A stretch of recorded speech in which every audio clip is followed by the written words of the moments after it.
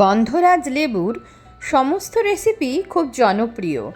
গন্ধরাজ পনির, fish, chicken সবই ভালো লাগে। আজ চেষ্টা করেছি গন্ধরাজ চিকেন। এটি বানাবার জন্য প্রথমে চিকেনের মধ্যে 2 চামচ টক দই, লাল লঙ্কা গুঁড়ো, গন্ধরাজ লেবুর জেস্ট, গন্ধরাজ লেবুর রস, নুন দিয়ে ভালো করে মাখিয়ে রাখতে হবে প্রায় আধ ঘন্টা। এরপর পেঁয়াজ কুচি, রসুন থেঁতো ও কাঁচা লঙ্কা চেরা সাদা তেলের মধ্যে দিয়ে ভালো করে ভাজতে হবে। সঙ্গে দারচিনির একটা ছোট টুকরো এবং শুকনো লঙ্কা দিতে হবে। কিছুক্ষণ ভাজা হয়ে গেলে অল্প রং ধরলে পরে তার মধ্যে ম্যারিনেট করা চিকেন দিয়ে দিতে হবে।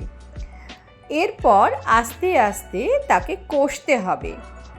ভালো করে কষা হয়ে গেলে তার ওপরে গোলমরিচ গুঁড়ো ছড়িয়ে আবার একটু নাড়ানাড়ি করে ওপরে গোল গোল করে কাটা গন্ধরাজ লেবু সাজিয়ে দিয়ে কড়ার ঢাকনা বন্ধ করে দিতে হবে। এরপর ধীরে ধীরে স্টিমেতেই এই রান্নাটি হতে থাকবে। চিকেনও স্টিমের মধ্যেই সেদ্ধ হবে, জল না দিলেই ভালো।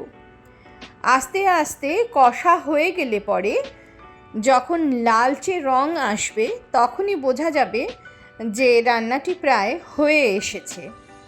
কিছুটা কাঁচা লঙ্কা চেরা এক্সট্রা যদি কেউ দিতে চান স্বাদ অনুযায়ী তাহলে দিয়ে দিতে পারেন।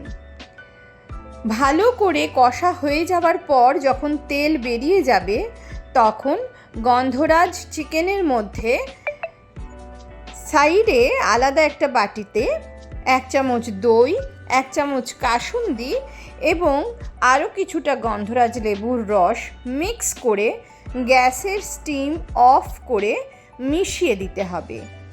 এরপর কিছুটা নাড়াচাড়া করে গ্যাস থেকে চিকেন নামিয়ে নিতে হবে। ব্যাস, রেডি হয়ে গেল গন্ধরাজ চিকেন।